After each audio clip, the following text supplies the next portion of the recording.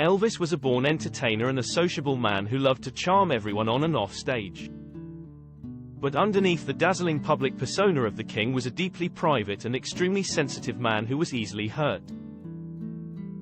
His home at Graceland was often open to all, and the basement rooms, in particular, were the site of many rowdy nights for the star and his friends. However, the upstairs rooms were his sanctuary.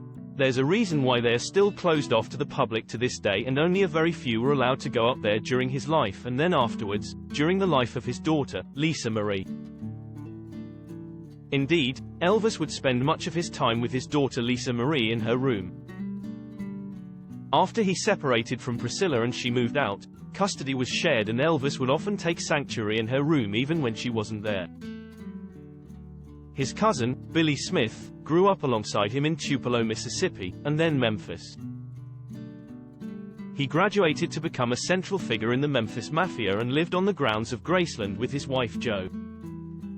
In a new video, they remembered very special times upstairs and seeing the vulnerable side of the star that few ever knew, particularly in the final months of his life after members of his own Memphis Mafia devastated him. Billy said, "There were times we got into some real deep stuff, but, believe me, it was good when we did finally break the ice and come and clear your thoughts and get everything out." That's a lot of the stuff we did up in his room. We'd sit around in a circle on his bed. I know one night we were in Lisa's room and we were talking about the book that Sonny and Red and Dave were doing, and he was asking me about certain things that were in it, and it got pretty emotional and Elvis started to cry. He said, "I don't know why these guys are going to do this to me. I would have hired them back." Cousins Sonny and Red Weston had been at the heart of the Memphis Mafia, and Dave Hebler was his chauffeur and bodyguard. In the final year of his life, Elvis' health had begun to deteriorate as his prescription drug intake had increased.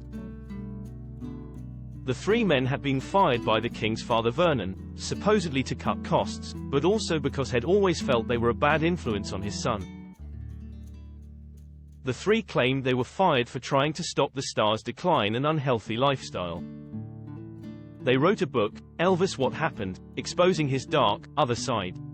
Elvis was devastated to hear what they were doing, and the book was released just weeks before his death on August 16, 1977. Billy added, "I patted him on the shoulder and I said, 'Look, it will all be okay. You know it's all kinda out of revenge, and that's what they're doing. Don't let it hurt you.' Well," he said, "I can't help it. I care for them. Elvis was just like anyone else, he got his feelings hurt like anybody else. I let him get it off his chest. He didn't get too serious too many times.